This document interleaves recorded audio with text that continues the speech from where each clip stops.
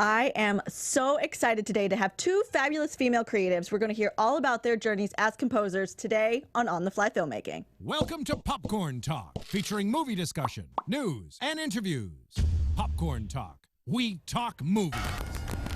Welcome back, everyone, to On the Fly Filmmaking. We've got a very dramatic opening because we've got the composers from Blindspot, Riverdale, and Once Upon a Time, Sherri Chung and Cindy O'Connor. Thank you so much for joining me today. Thank you. I appreciate you joining us here on the Fly Filmmaking, the show where we learn about filmmaking from the people out there who are making it happen. I'm your host, Marielou Mandl. You can find me all over the internet at Marielou Mandl. And Sherri, let everyone know where they can find you on the internet. I'm on Facebook as Sherri Chung, and as well Twitter, Stupid Kazoo with 3 O's. Which is adorable. Yes. And Instagram, just Sherri Chung. Right on. And then Cindy, where can they find you? I am on Facebook, Cindy O'Connor, Twitter, Cindy O'Connor. Someone else got it on Instagram, so I'm Cindy OC Music. Yeah, okay, good. Well, we still find you. Lots of really great places to find you guys. And this is the most ladies I've had on my show at once. So thank you. I'm very excited for that. So we're going to chat about your careers as composers, but you guys came here together. How do you guys know each other? How do we know each other? We Just met colleagues? at the BMI dinner. Oh, we did. We sat next to each other. And it turns out that Sherri had heard some of my music before we met and liked it. That's great. And then I was like, Cindy O'Connor? I know your music. Oh, that's great. Yeah. And then we had a fun night. Yeah. Just kind of bonded over that through music. Yeah. Bonded through Fitting. music. That's great. Yeah, so you find the other creatives that are in your same vein. They say you find your tribe? Yes. You guys would be in the true. same tribe. So good. I'm so glad that you guys found it. So Cindy, let's chat with you first about your career. What started you on this path of composing music? Well, I studied piano as a little kid, and I always loved making up songs about things. And got kind of serious about classical piano until high school, when I fell in love with musical theater and did a lot of performing and thinking that I wanted to act, and went on to UCLA and studied theater. But pretty much as soon as I was there, I discovered that I liked writing a lot more than acting. And in acting, you're Writing sort music of or writing plays? songs, Oh, okay. music. Yes, I have a partner who writes book and lyrics, and I write music. Okay. That's fun. So yeah, that's the world that I started out in, and from there, I always loved movies and loved their music, but hadn't really thought about doing it myself. But then I took some classes at UCLA in the film scoring program and discovered a really cool world. Yeah, that's neat. Awesome. So we'll chat a little bit later about the differences between writing music for plays and then writing music for TV and film, because I'm sure that there's similarities and there's fun differences as well. So Sherri, how did you get into music? Were you a musical child too? Yeah, we kind of started the same way. I was starting to do classical piano at around like age 5, and kind of like you, was like just writing some songs and just gibberish and lyrics and that kind of thing, which I think that's kind of natural when you first start writing, because you're using your voice at the same time you're playing piano, and then you start creating like lyrics and stories like that way. I don't know if anyone just starts out writing instrumental music so much, like when they're young. And then I heard this score one time, and I was just like really moved and changed, and I'm like, this is what I want to do. I want to write music to movies. I have no idea how to do that or where to go from there, and then just went to study composition and theory at Jacksonville University, and then came out to LA and studied film scoring. And here you are. And here I am. Cool. And then you've done lots of different types of TV shows. You've done documentary and you've done narrative as well. So we'll chat about the differences on those things. So Cindy, from coming out of college, what got you into the working world? Well, I had a musical I did a little bit of graduate study at Cal State Fullerton, and my writing partner and I wrote a musical that won a big festival. What was it called? It was called All That He Was. Oh, okay. What was it about? And it was about, when I tell you what it's about, it sounds like it's a big downer, but it was actually quite uplifting. It was about a young man who has just died of AIDS, and his friends and family come together and they give him a tribute in songs. And his character actually narrates the show Cool. from the afterlife. What a neat concept. That's awesome. So it won awards. It won some awards, Okay. and so my partner and I were starting to work on our next show, and in the meantime, I needed a job. And through a friend of a friend, the job that I happened to get was assisting composer Mark Isham. Nice. And from there, at the beginning, I wasn't doing very much. He did everything himself, and I was just answering the phone and categorizing sample libraries. And soon he discovered I was a musician and a singer, and gradually I got asked to do more and more things, and I was always happy to jump in. That's great. Yeah, because you put yourself in a position where you could be asked to do something. You're like, I'm here, I'm ready, whatever you need. Until then, I will like make the coffee. It's fine. Exactly. Good. And then did you learn a lot in that job from like observing? I did. I learned so much. I learned in film scoring classes, and I studied privately, but I learned so much more just observing the professional world and how the everyday business is run. Yeah. And did you say that you went to school, Sherri, with you film composing as well? Yes, like I did the graduate studies at USC. Okay, so you both like went to school for this thing, which is an interesting concept that comes up in the show a lot. Is do you go to film school or do you not, or do you need to go to school for the thing that you're doing or not? And there's like different schools of thought. Like both people are like it's good or it's not. It just depends on your path. So what are your thoughts on it? On going to school for the thing you want to do versus just going into the workforce? I guess having gone to school for it, I get a little bit more biased about it. Yeah, I mean, of course. But like, so what do naturally. you feel having gone? What are some pros and cons? Well, I mean, I think specifically going to school in this town is really important because obviously you're in the thick of the filmmaking world, and so there's a lot of connections that you can make, and there's a lot of resources that you have, and you're kind of like jumping right into it, as opposed to if you go to school like outside of the city, you still kind of have to get in here somehow. But I think it's good. I think it's really important for anyone, whether it's like art or not. I think it's really important to educate yourself, just to kind of see, well, what's out there, and kind of learn all the rules so that you know how to break them, I guess. Yeah. It also makes for like a lot more fun. Then you spend a little bit less time learning on the fly, which of course there's a certain amount of that you have to do anyway. There's only so much academia, can take you, and then you just have to like jump into it. But I think it's important. I think it's an important thing for people to do. I think it's, I think the resources are there, and we should just take advantage of them whenever you can. Yeah. Yeah, I definitely feel like the education is important no matter where you go. Like, education is important whether it's school or you're learning on your own. But pros that I've heard, is like you said, being in LA, you're in the thick of it. You're making a network. You're getting to know people. So if you're not able to go to college, go to film school or whatever kind of art school in the place where your art is thriving the most, it may just be more advantageous to use that money to move to the new market. Yeah. And start making some friends. Once you're there to study privately and sort of fill in, that's what I did since my degree is in theater. Even though I took some classes in film scoring, I did some private study to sort of fill in the gaps in what I had missed. Yeah. And what kind of study did you do? Well, actually, with my piano teacher, before I got to college, my mom wanted to make sure that I learned theory and harmony and those kind of things, and so I studied that with my piano teacher. Yeah, that's great. And knowing the theory behind your art, I think, is really useful because you can use that to mold your stuff. Depending on, no matter what the project is, you can mold into different things and utilize that. There's probably theory that you guys learned way in the beginning that's still the foundation of your work. Yeah. It's just more tools in your toolbox, more like things to play, or more toys in your sandbox. Yeah. I don't know, whichever. It's more stuff. More stuff to do the stuff, to do the work. Awesome. I even find that studying theater and acting was helpful because I learned about the dramatic arc of a character, and I learned how to study a scene and break it down into beats kind of from a different standpoint than we learn as composers. Right, definitely. So what do you think is different? What do you feel is different on the approach?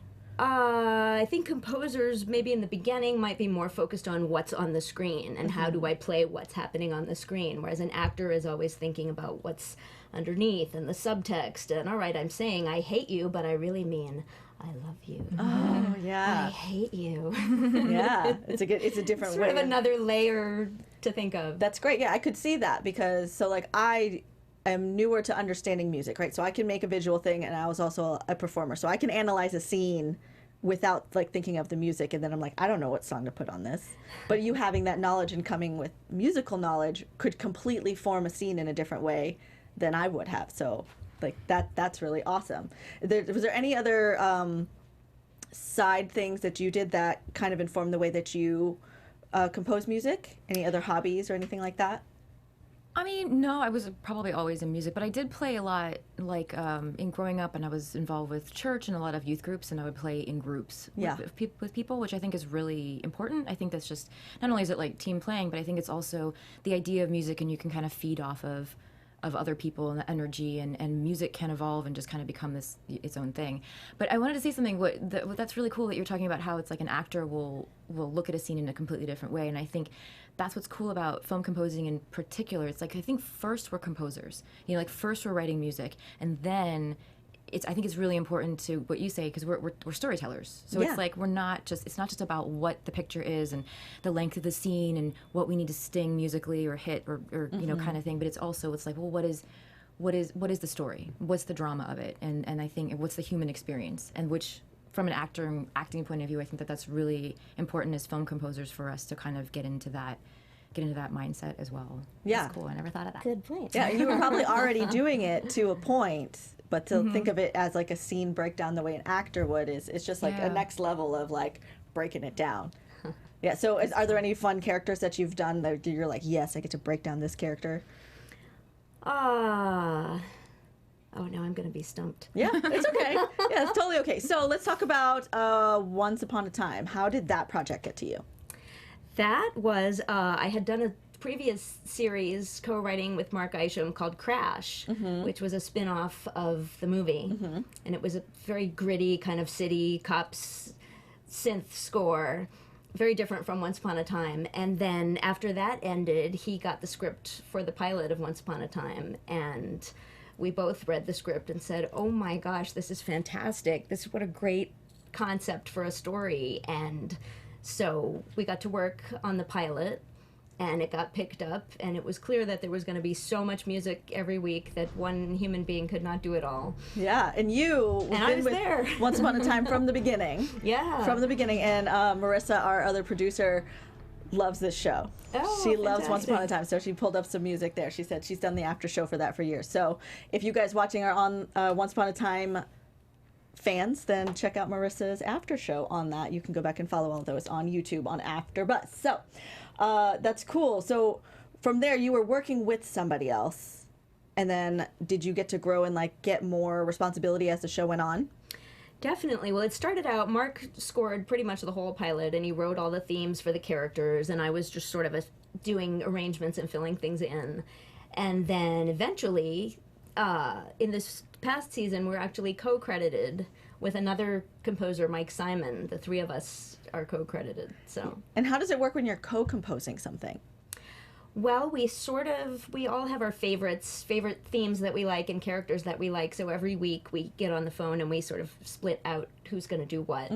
So you're breaking it down by like parts or by character? Usually it's like we have this amount of minutes to write every week. So we'll each try to split it pretty evenly, and then who wants...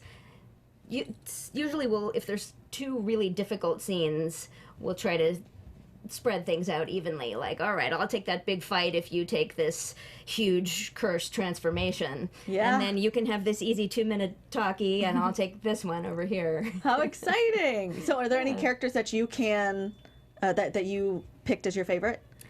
I love Emma and Captain Hook and their love story. And I actually wrote their love theme and have had a lot of fun adapting that over the years as their relationship had its ups and downs. Yeah, so that's nice. Like, how long did that show go for? 6 years? 7 years. 7 years. 7 years, and you get to like develop these characters over 7 years. Like that's a juicy project. Congratulations. That's awesome. It has been such a treat to get to follow their stories for 7 years. And you know that, they're writing the script. You've got the performers are doing it, the director's doing it, but like the music, you are shaping their story as well.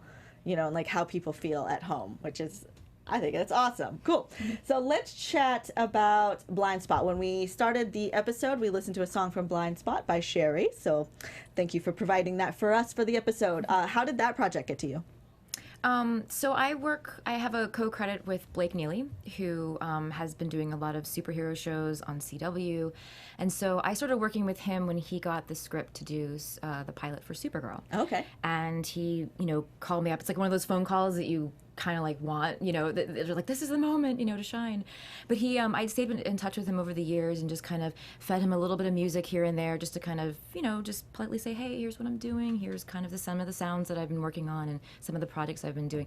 So he kind of said, hey, I really feel like part of your sound would be really good for part of the show, and so you want to come in and we can work together on it. And so we did, and that seemed like a really great fit collaboratively. So that same season, he got the pilot for Blindspot, and that was something that he thought, hey, maybe we could develop this together as well. So that was definitely him taking point and taking lead, much like with Mark and everything, and that was me kind of saying, okay, let me see where I can kind of fit in some of my sound with his direction, and then over a couple of seasons, I also, kind of moved into that position where you're just sort of contributing a lot more collaboratively in themes and motifs and kind of just taking a little bit more of the weight of the work, and so it kind of just, it worked out that way. It was a good fit. That's great. So that one, like, both of you were working collaboratively with other people on the projects that you're on, which is like so cool.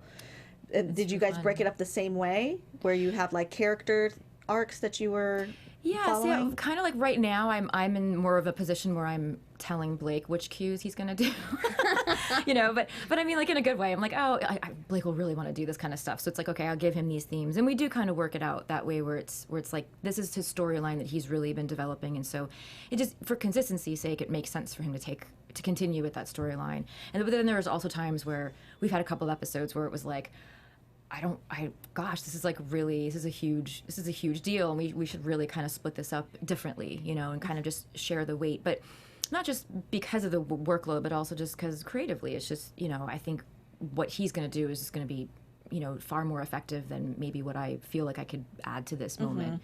So we kind of work it out that way. Yeah, and that's based off of creative tastes. Yeah, creative tastes and again, storylines that he's just like developed and ideas that he has. I mean, obviously we're two different people, we're two different composers, and his approach is going to be, different than my approach, and both are going to be good and I think really help the show, but sometimes it's just, the right fit is also really important. The right casting, I guess, if you will. Yes. Yeah, and that's great. Yeah. And it's like in all parts of filmmaking, whether it's on camera or off, it's all about putting the right people in there to make this like recipe. Yeah, it's true. Because like, you could use a shallot, but like you really want an onion.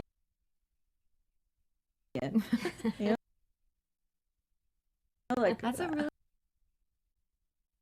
good. Like, I don't know. Shallot like is completely different. It's awesome. But yeah, it's like, but like you could throw that in there. Like it's just going to be a different thing. Exactly. Yeah. Exactly. I think one thing that's really fun about collaborating, maybe you guys have this too, is when you have a theme and seeing what the other guys will do with it, and if you show up at the recording session with the versions of it that I've brought, and then to hear what Mike did with it and what Mark did with it, that's like right. That's like one of my favorite things. I'm like, wow, Blake totally took my theme that I did there and did something crazy with it. And then I kind of love taking his themes as well and just reworking them. And it obviously has to fit the scene, but it's just really fun because it's like you're taking someone else's material and you're just expanding on it, and it takes some of the pressure off in some ways, and just kind of puts more of the creative hat on rather than like the editing or the producing hat. Because you're like at like a base level, it's complete. Yeah. But you're like just little sprinkles. Exactly. There's some magic on it. Awesome. So we've interviewed a bunch of different composers on this show, but you guys are I think the first females that we've had. Are there a lot of females in the composing realm? Because you guys knew about each other. Yeah, you're like, I know your work. There are more, we're becoming more and more visible. There are more than people think. Yeah, okay. Cool. Any other ones that you guys admire? You gals admire? Well, there's Rachel Portman, who's, I loved her score to Chocolat, and I know she's done so many other ones too, but Cider House Rules. Yes, that one's really, and really of course, great. Shirley Walker had some fantastic action movies. She was one of the first women composers. Nice. So yeah, they're out there, and so like I really hope that this show like maybe some young ladies out there who are thinking about doing music composition, like you can do it too. It's not just the guys. Definitely. You can It's get true there. though, because like I don't know about when you went to school, but when I went to school, there were like I was one of like 2 females in the class, and now if you go back and if you kind of see the people who are coming out of those graduate programs now or undergrads, there's more females. So I think there's just more females taking an interest, and I think that's just going to, feed into the workforce. Snowballing, I think. Exactly. Yeah, it definitely snowballs. Like I see that with the things that I do, like working on camera and doing directing stuff and producing that. Like there's like not a lot of gals before, Yeah. but now with things being so accessible and being able to put stuff on the internet and just like kind of stretch your creative stuff, it's not like it's accessible. You can go out there and make stuff. I mean, the film and TV world, it's a tough field for anybody, and it can be kind of expensive, like because you kind of have to fund everything yourself in terms of like buying your rig and buying your equipment that can help you produce this music. So I think that's just something that takes 100% of your time, and I think that other things in a woman's life can also take 100% of their time. Yeah. So I think I think there's, like I said, there's a growing interest, and we're seeing more and more of us out there. Yeah, I want to keep seeing it. Awesome.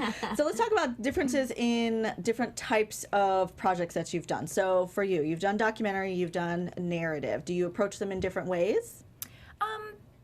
Yeah, actually, I mean, the documentaries that I've done have been sort of like heavy, I mean, in a good way. And I think that's, that kind of moves the needle in terms of bringing to light and, to an audience's attention these, just really moving stories and just, things that people have never really heard before. And I think, documentaries are not or narratives, I guess, are supposed to be more of like entertainment and suspension of disbelief and kind of take you to a different place. And I feel like the documentaries that I've, had the pleasure of working on are more like, let's educate you and let's like inform you about something and tell you about something. So I think that the music often has a different, the music needs to have a different, what is the word, like a job to do. Yeah, it's have a different intention. Exactly. Right? Yeah. Like, yeah. because in narrative, it is enhancing the show, in both of them, right? It's enhancing the scene, but in narrative, I could imagine it's more driving what we want you to feel, where documentaries, I hope,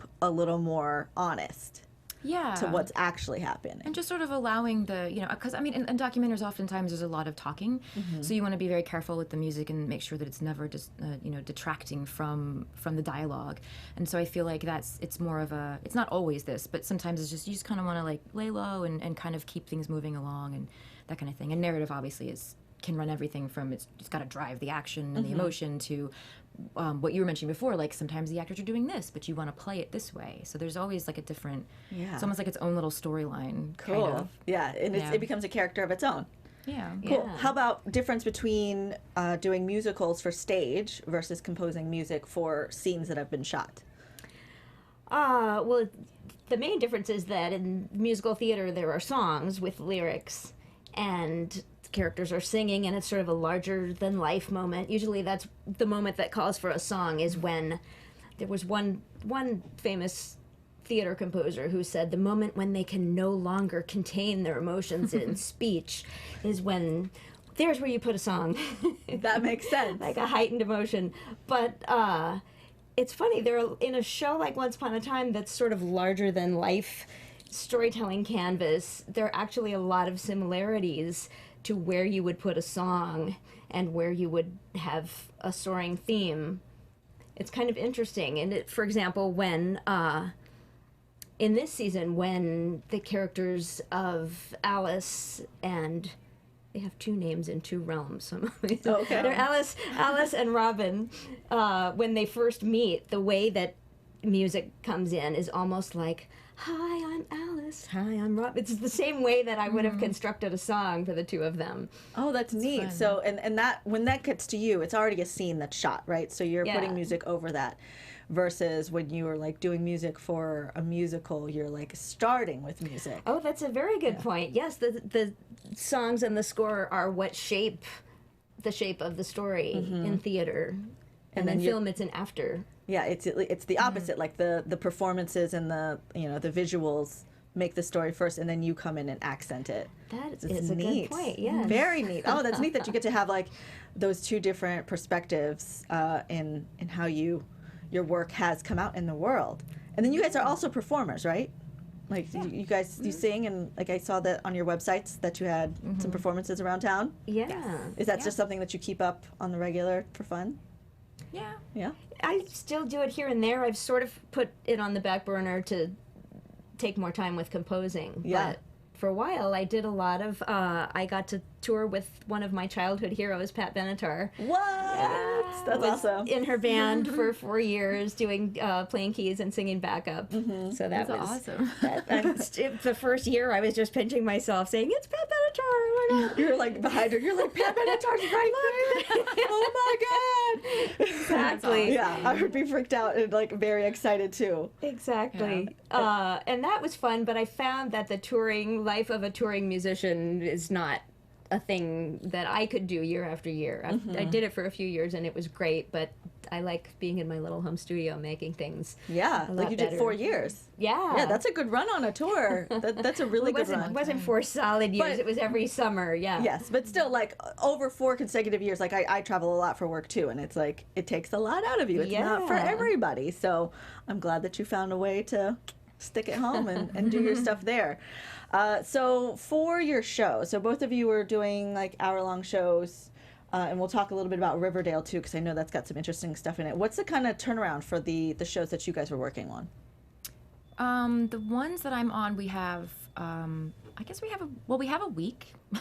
So from the time that we get a picture log to the time that it needs to be delivered to mix. But during that time, there's obviously the writing, and then you got to back it up a little bit for reviews and for revisions. And in the case I know for you, and then only sometimes for us, we got to record. So I know that you have to back it up even further from that. So, and then if you have 2 shows, you split all that in half. So in the span of, I know, right? So then in the span of a week, we did both hour-long shows, and I think it's about like 40. I think yours is a lot of music too. We have shows are 42 minutes, and then like we would kind of map it out, and it's like there's 42 minutes of music and there's 42 minutes of picture. Okay, here we go. It's a lot, but it's about a week, I think, for the stuff that we for the did. turnaround that you have to do from having received the picture to final delivery, or just first review. To final delivery. Okay. So then, like I said, so if it's 7 days, back it up. I'd say 2 or 3 days for review, then revisions, and again, if there is a recording session, let's back it up even further Such for a review, turnaround. and then yeah. That's such a quick turnaround. Like I can't even get like a YouTube video out in a month. It's like that's just me and a camera. So the process though. So once you get your episode, and you start first with breaking it between you and your other composer. And you're writing. You're writing. Are you like playing stuff on your piano as samples? Like what happens first before it gets to recording? Because you have to get the music written down on paper, right? Like on little cute little symbols that I don't understand. I look at them, I don't understand. Well, now The things I don't know what they're called. The musical notes. Sure. at least the way that I work, the paper part comes last. Okay. First we play it into, we all have these elaborate workstations with fake orchestra and synths and all our fake players. And so I will usually watch the picture, and the editors have cut in temp music, sort of their idea of what kind of music they want there. And so sometimes we will do it like that, and sometimes we will try to do something else. Okay. So we'll usually watch it and play along, or sometimes I like to watch it and sing along if it's something really thematic, sort of to spot where the themes are going to go. Mm-hmm. So are you like, you're watching, you're like, Captain Hook, Captain Hook, Captain Hook. Like, Sounds exactly like that. just like that. I guess I'm so good at music Sometimes, stuff. yes, in my jammies. Yeah, that's the best. Oh my gosh, it sounds like really, really awesome. You don't like live. get into character and like put costumes on? Because I feel like I'd be like, I you should know. have different hats, like actual different hats. That's right. You get a wig. A low-cut dress like the evil queen. Yes. Oh, fun. That would be a fun character. So let's talk about Riverdale, which is an interesting show. So let's tell the audience, in case they don't know, what Riverdale is about. It is loosely based. It's kind of like a noir take on the Archie comics, Right. So, and I think that's kind of like the names are there and like the place in the But I think beyond that, it's like there's nothing. It's just its own thing. Yeah, it's its own thing. So it's like loosely based with the very core of the Archie comics. Right. But it's not there. But I know that it's not really a specific time frame either, right? Yeah, that's the coolest thing about it. And when when Blake and I and Roberto, the showrunner and creator Roberto, were talking about everything, we're like, what decade are we in? You know, because if you look at the clothes, they're kind of like these 50s, 60s clothes, and then there's cars that are, I mean, well, there's there's a diner and there's cars that are, I don't know, 50s, 60s, maybe 70s, but they have cell phones and they have laptops, and then, you know, so it's kind of cool that way. But that was very intentional. He didn't want any kind of, you know, clue really as to which decade that we were in. So I think musically that's been kind of fun too, because we're not, I mean, we have gone a little bit 80s, I think, in some ways, but that's, you know, it's kind of, it's also a specific choice. But I think in general, that was a really great thing about not doing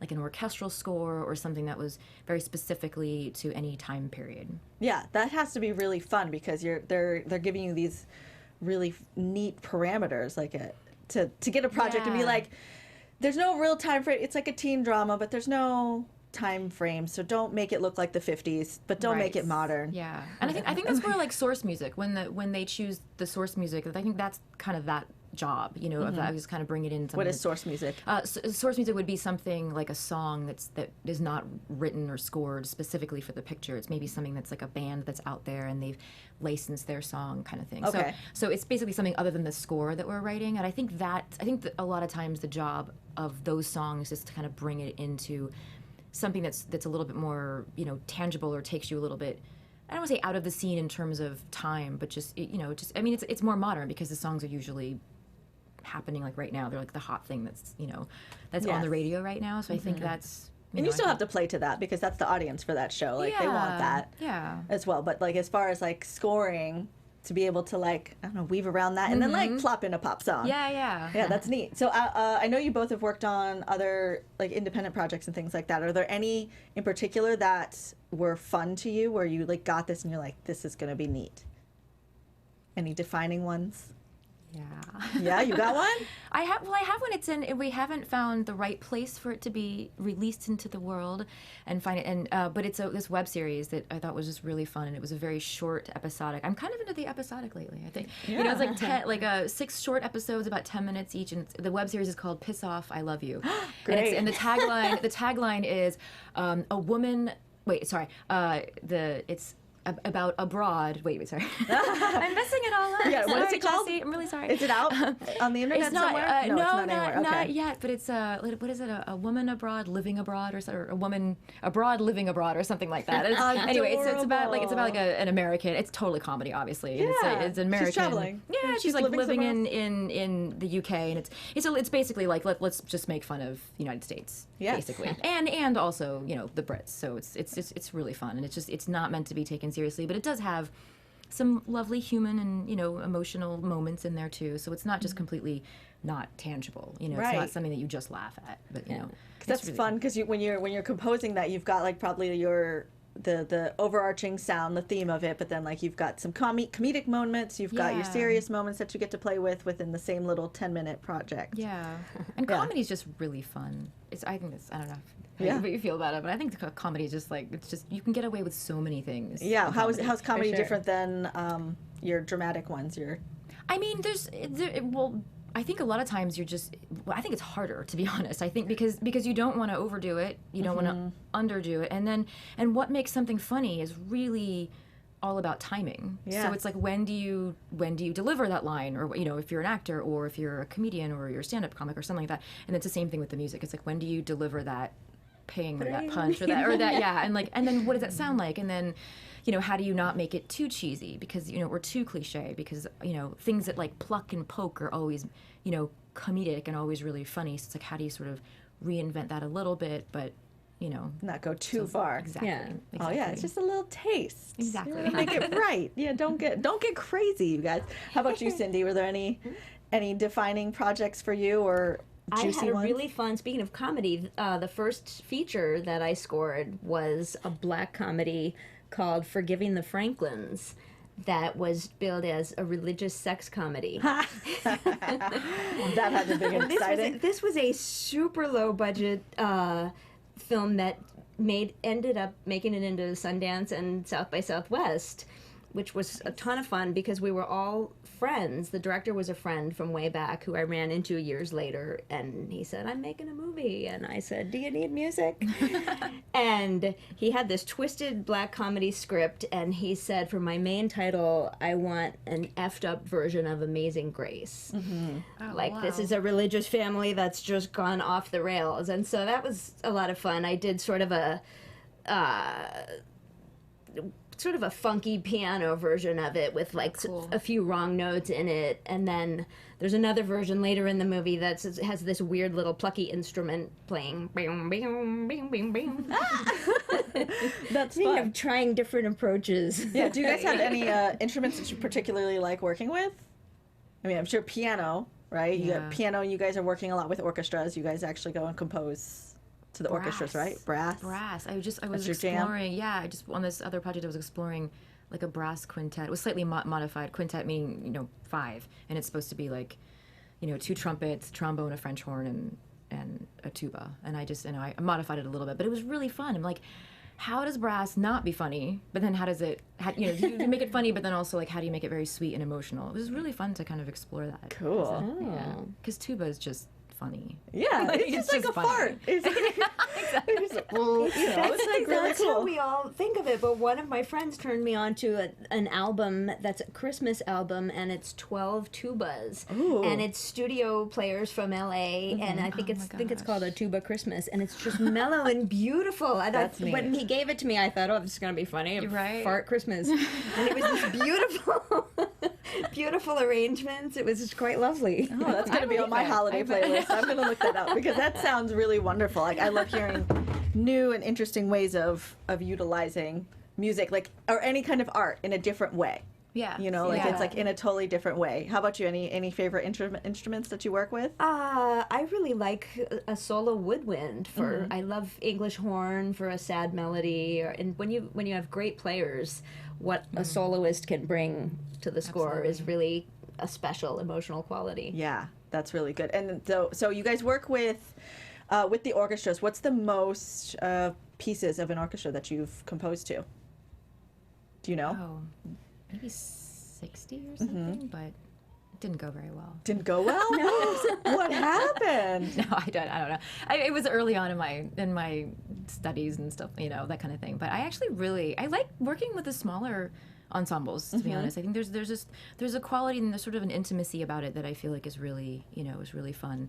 And on Blindspot, we generally do what's called sweetening. So we don't have we use some strings in the score. It's mainly like an aggressive synth kind of thing. But with the strings that we use, we'll sometimes add maybe about 12 or 15 live string players to sort of what we call sweeten it, or just sort of add to the virtual string samples, and it sort of beefs it up a little bit. It gives it that quality of just a lot like live playing, that sort of sheen that you can't, it's hard to describe, but it's something that's like real and tangible.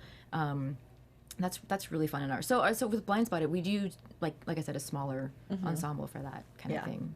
That's good. Yeah.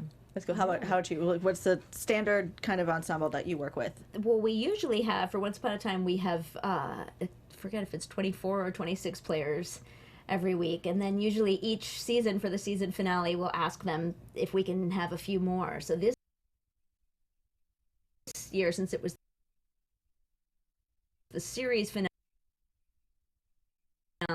we had 40. Yeah, you're And like, that really "Give me felt like more." a big, Yeah.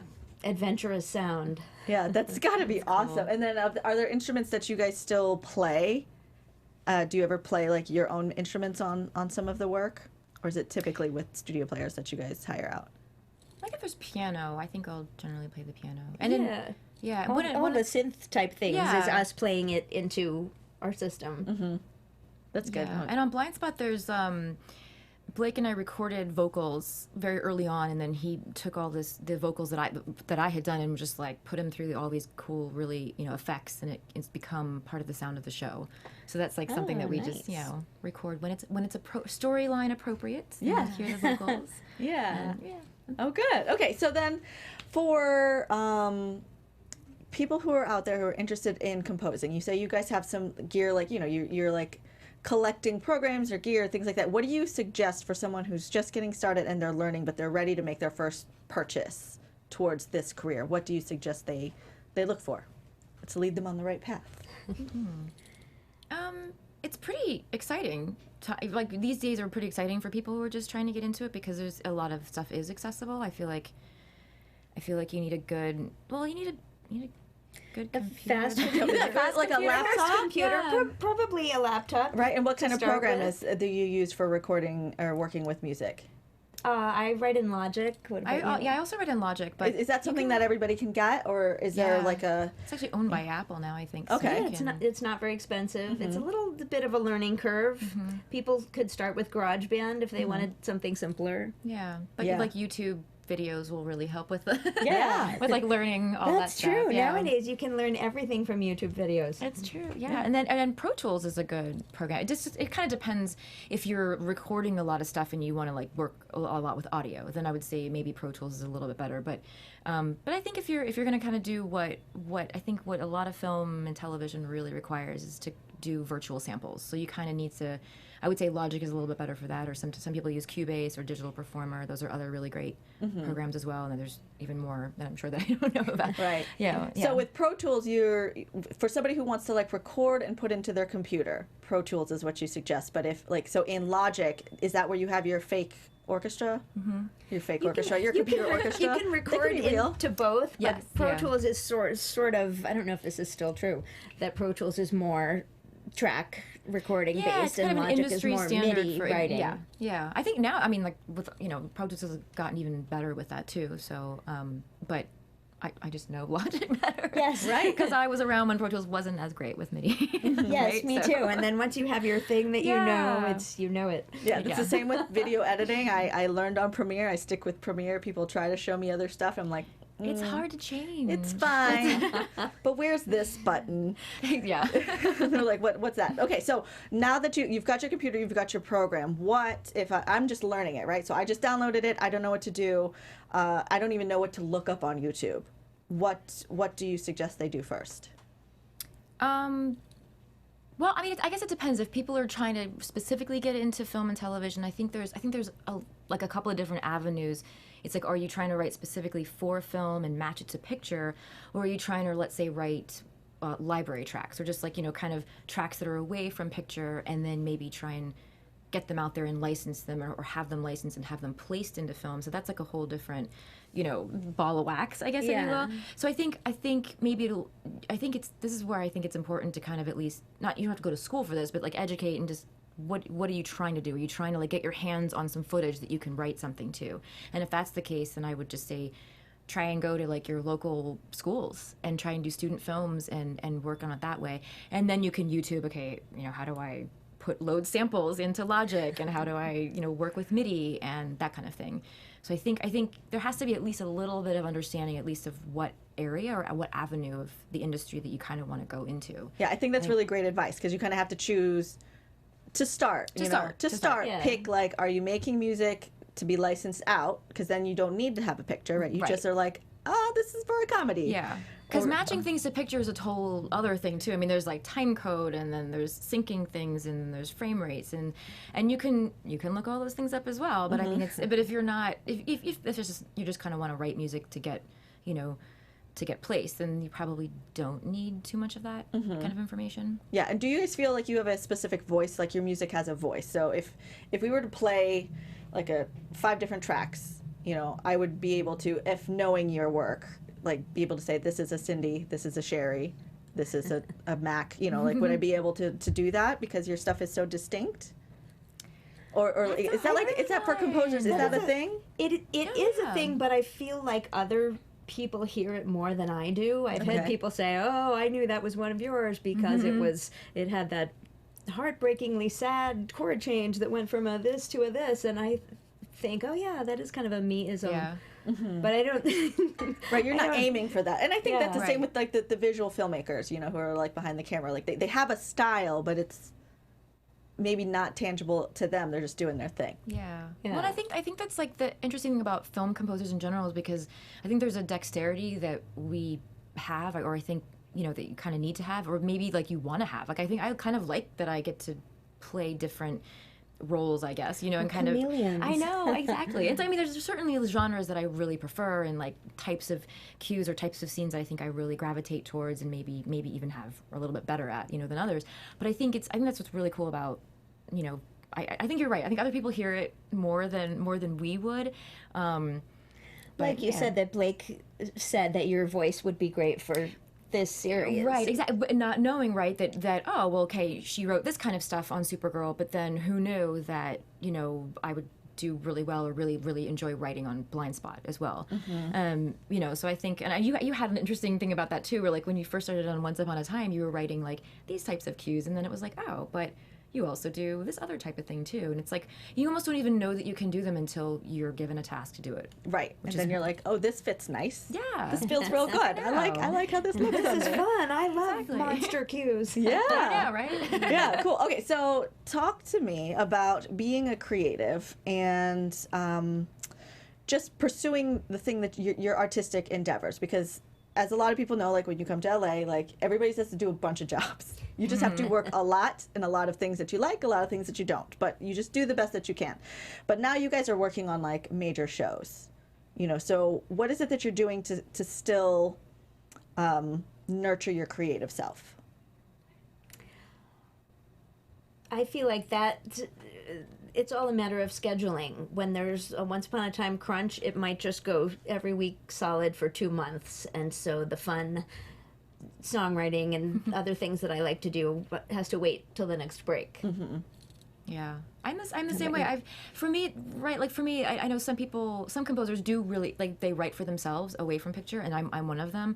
Mine tend to be songs with lyrics, and so even right now I'm just trying to do this little sort of self-done songwriting retreat where I'm just holding up and really trying to like refill the creative well by writing away from picture, which just helps me when I go back to writing a picture. So it's not like for me, I just like having both of them, because I think it's really important to just exercise both or lots of different parts of your brain. But I think writing away from picture, even when you're doing a project, is really good. Like a lot of times when I start a project, I'll maybe watch if there is picture to watch, or if there's a script to read, then I'll do one of those and maybe have a conversation with the director or producer. But then just creatively, I kind of write away from picture just to get an idea of, it's almost like a free association exercise. But then when you get into it, then it's like crunch time, and it's usually like a really tight deadline. So I think that for me, I try and take that time at the very beginning of a project if it's possible. But it is hard during the TV season, because then you're just kind of off. It's go time. Yeah. It's just yeah. And with that, because we work until we get the job, right? We get like a job on a show, on a TV, on a film, like things like that. But you still need to nurture your creative self on the off times, because if you're a football player, right, you don't only just play football when it's the game. You have to work out, you have to do all this other things to maintain. So when you're at the game, you're sharp and you're full, like the creative well is full. So I think that's great. And you were talking about doing a retreat, like a self-imposed retreat. Let's talk about that. Like, where did that come from?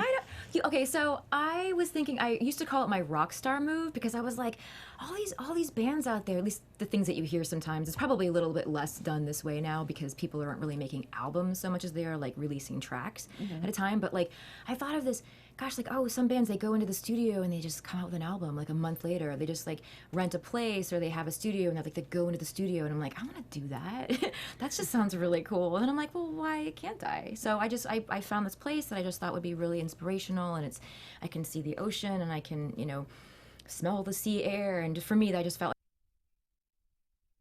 like that would be, just something that would be different and sort of kick out the walls of what I normally do. And so I just kind of wanted to move a little bit out of this area of town, and I brought in a piano and a rig, and just again, there's no TV screens that I have to write to, and no scenes that I have to kind of limit this phrase or this melodic idea. And it's kind of I think it's just kind of retreating into oneself. It's just trying to figure out what's kicking around in there. Yeah, I love that. I think that's really great. Like, I definitely take chunks of time where I'm like, okay, let's just like grab the camera and go explore and see what happens, versus it being for a job. Yeah. Because it nurtures it. Then when I come back to a job, then I'm like, oh, I've got like I came up with all this new stuff, and I'm fresh, Yeah. and I can think other than being like, okay, here's your picture again. Yeah. Great. But it's hard though, because I don't know about you, but or even for all of us and all of our deadlines, it's like that's what's almost inspirational is like, oh, there's a deadline, like this has to be done, like the fire is under there, we got to go. Yeah. And to me that's like, you know, I feel like it kind of forces you to make choices, and so a lot of times those are the best choices, and sometimes because your first instincts are oftentimes the best. So it actually I found it a little bit challenging, but good, and you know, because I have to get out of the habit of like we're not doing this on a time crunch here. You know, you got some space. There's no product that has to be delivered. Yeah, at the no, end you of need to this. come out of there with an album. Sorry, Yes. you have a You're product right. to okay, deliver. you know what? You got this maybe studio that'll- time. Okay, there's the fire. Stoke the fire. Exactly. Awesome. All right, well, ladies, tell me, what do you have coming up? What are you working on? You've got your project that you have is the Women Composers. Oh yes, event? there's a concert coming up in September at the Wiltern that is it's called The Future is Female. There are 12 composers, and we're each going to be presenting a new piece for orchestra and choir, and we will have some of us, if we want, will have some electronic tracks and the ability to have pre-recorded tracks along with the live players. Nice. And it should be really fun. Oh, I want to go to that. Cool. Let's go. I'll sit with you in the audience, Sherri. We're going to Yes, hang out. exactly. Yeah. And what are you Exactly. working on, Sherri? After the songwriting thing, I think I'm gonna do try to produce some of the songs and kind of work a little bit more, not just end the fun, you know. But then I'm doing this documentary and starting a little bit of a, you know, project with that. It's kind of heady, so it'll be very different and, you know, a little bit deep and just kind of go also internal, but you know, but writing to picture again, which I think will be good. Nice. Refreshing, hopefully. It'll be refreshing Yes. after all that fresh air. Now you got to go back into a cave. Exactly. Good. Awesome. Well, thank you so much, ladies. You had awesome things to share with our audience. Is there any final advice you have for our creatives out there? I don't know. I say just keep at it, keep doing it, because it's like, especially if you can do this for a living, it's like, it's pretty awesome. Yeah. You know, there's a lot of other things you could be doing, and it's when you can go to work and you really love it, and this is what you want to be doing. I think it's really awesome. I think we should all try and strive to get to that place. Nice. Perhaps. And it's a great time now for young people with all the content coming out on the internet, and it's easier than ever to just get together with your friends and make things and practice. And they might be awful in the beginning, but you'll all get to work on your skills and make things and put them out there. Yeah, that's fabulous. You strive to get to the job that you love to do every day, and a good first step would be reaching out to people who are producing independent content on the internet and try to make some music for them. Try to collaborate. Yeah. Good. Thank you so much. Sherri Chung, you can find at Stupid Kazoo with 3 O's, also sherrichung.com. Cindy O'Connor at Cindy Connor on Twitter, and Cindy O'Connor.com. So you can see all of their upcoming work. If you guys enjoyed watching this podcast here on the Popcorn Talk Network, make sure you subscribe here on YouTube. If you prefer to listen, make sure you follow us, like us, rate us 5 stars on iTunes, and you can see lots of other episodes of On the Fly Filmmaking. I'm your host, Marielou Mandl. You can find me all over the internet at Marielou Mandl. See you next time. From producers Maria Menounos, Kevin Undergaro, Phil Svitek, and the entire Popcorn Talk Network, we would like to thank you for tuning in. For questions or comments, be sure to visit popcorntalk.com. I'm Sir Richard Wentworth, and this has been a presentation of the Popcorn Talk Network. The views expressed herein are those of the hosts only and do not necessarily reflect the views of the Popcorn Talk Network or its owners or principals.